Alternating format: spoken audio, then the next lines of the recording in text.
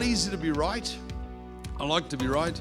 But, if you get it wrong, you've got to at least understand what happened and what were the influences.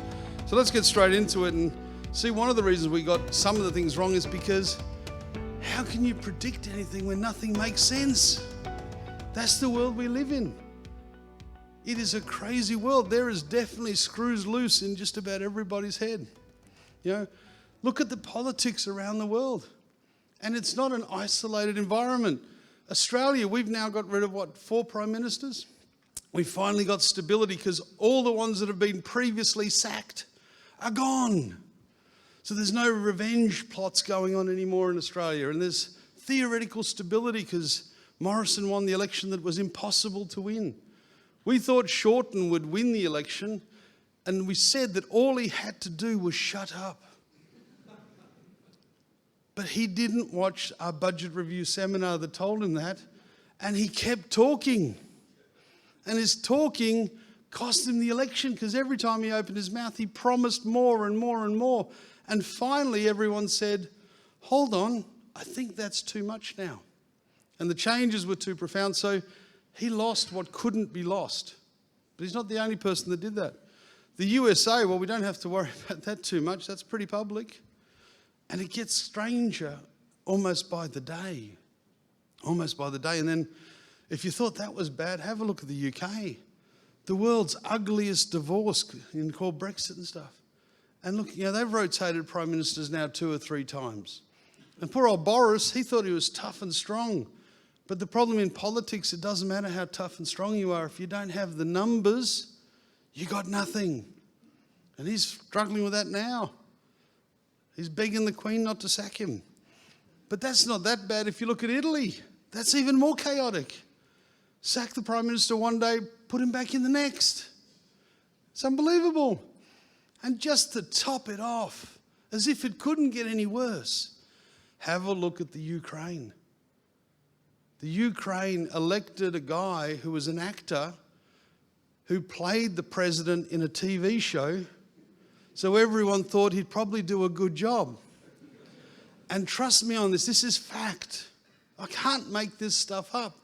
But his entire election strategy was, don't get interviewed. He went into hibernation and refused any public experience. If Shorten had done that, he'd be the Prime Minister. This guy knew that if they talked to him, they'd probably say, you're an actor. But they voted him in. You've got to love the world. Brexit, what do you say about that? It's divorce. Now, I've been through one. That's enough. I don't want to do another one.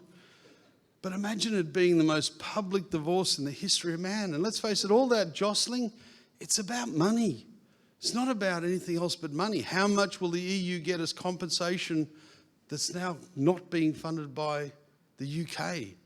Access and all that. Trust me, UK is more important to Europe than Europe is to UK. But they want the money, and their vested interests are just profound. And do we have to talk about Hong Kong?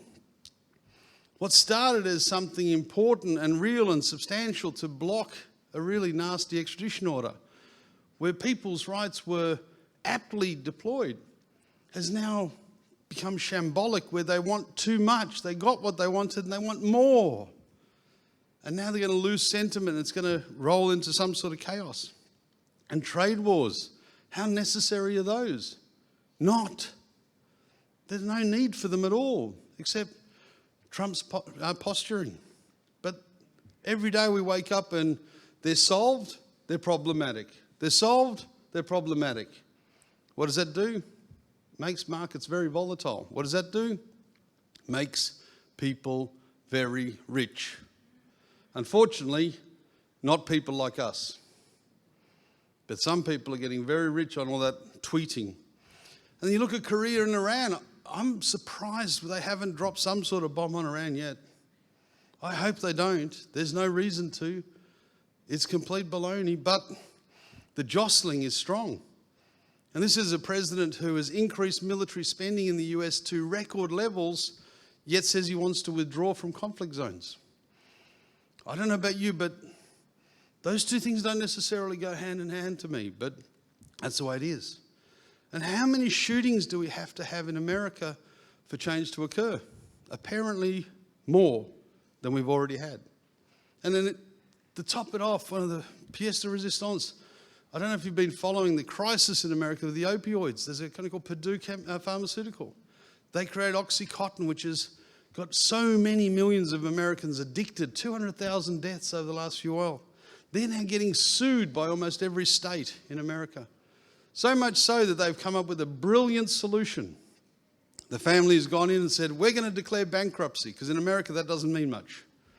They're going to hand over the entire company to trustees and devote the future profits as reimbursement to all the people that have made claim and have had suffering and lost loved ones, which seems like a great idea. They even put $1 billion of their own money back.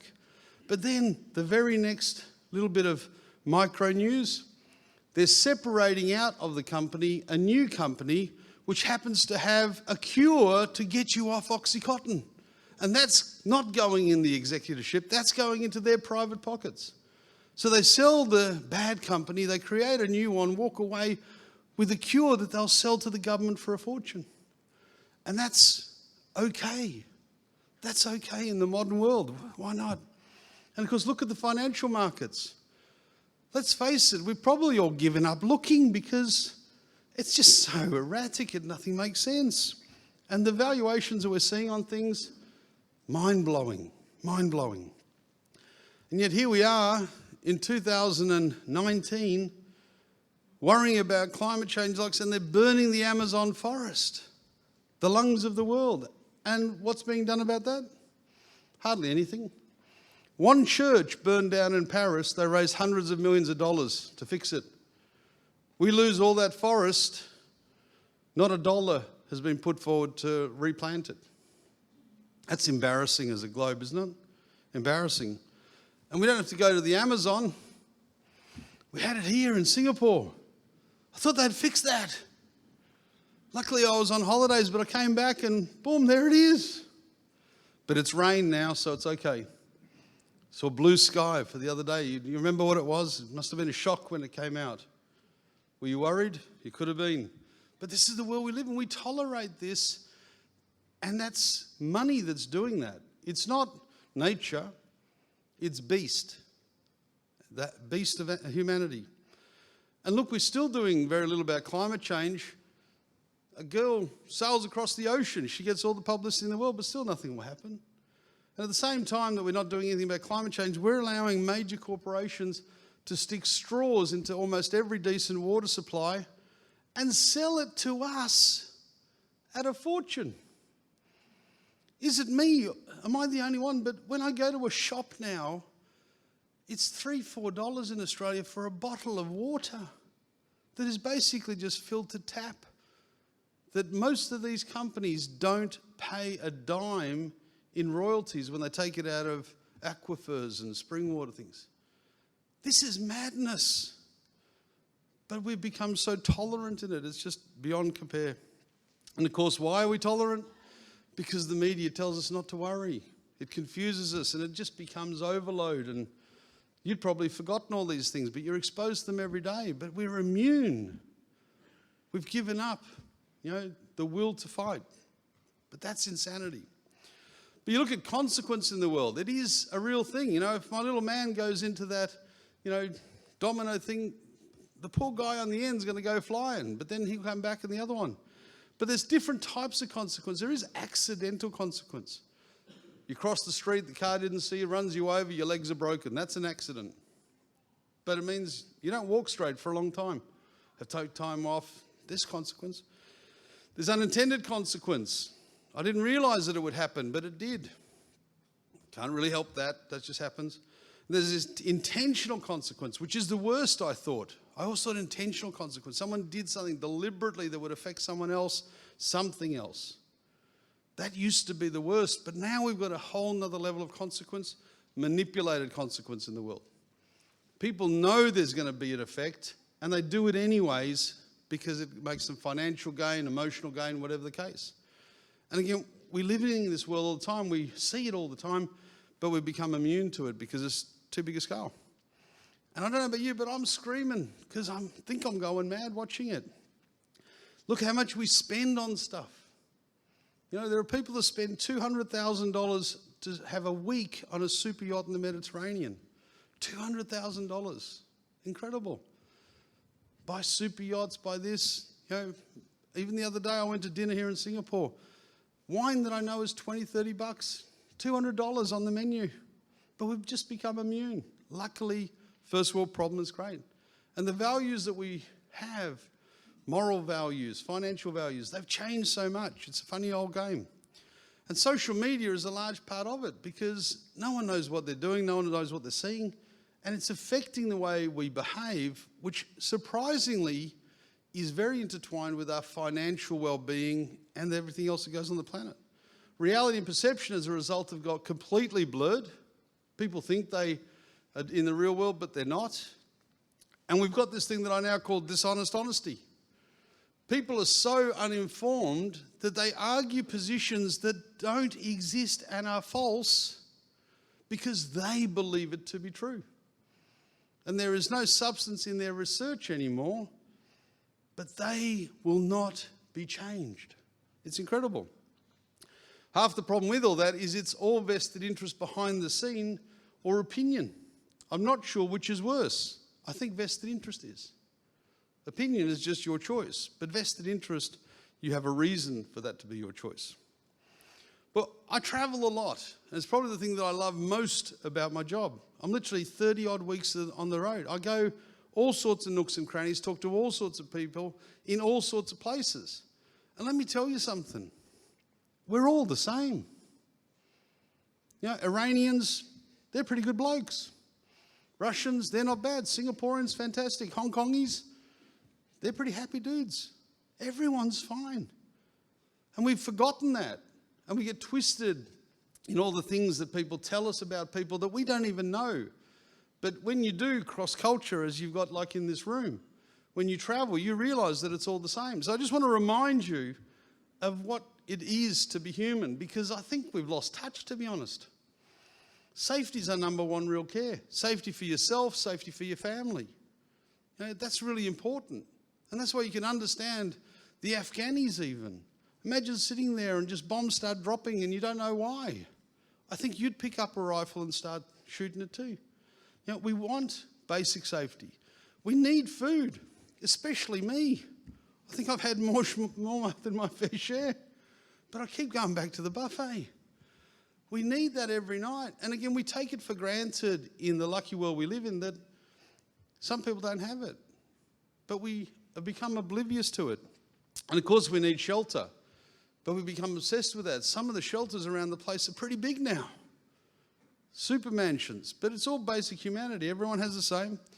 And I found that everyone on the planet likes a laugh.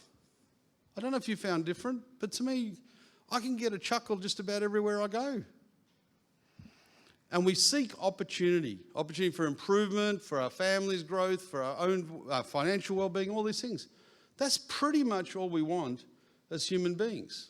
You know, there's all different scales. Luckily, we don't all want to live in the same house. We don't all want the same piece of chicken.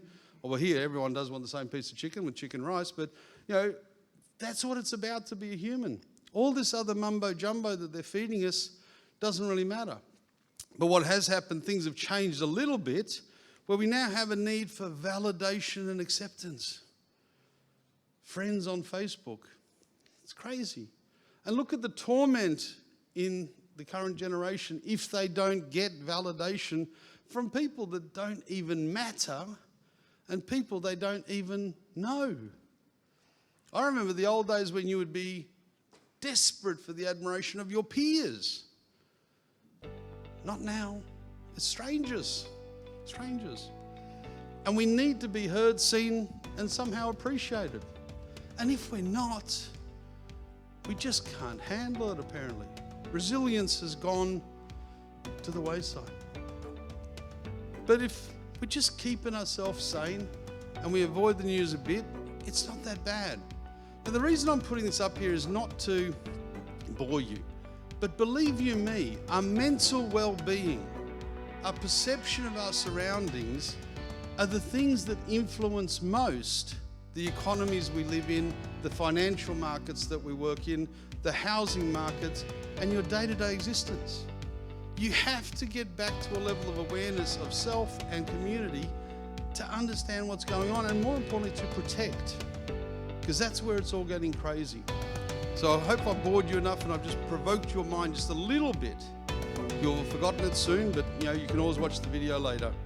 But now let's have a look how that big jumble of mess and madness affects things like financials. Let's look at stock markets.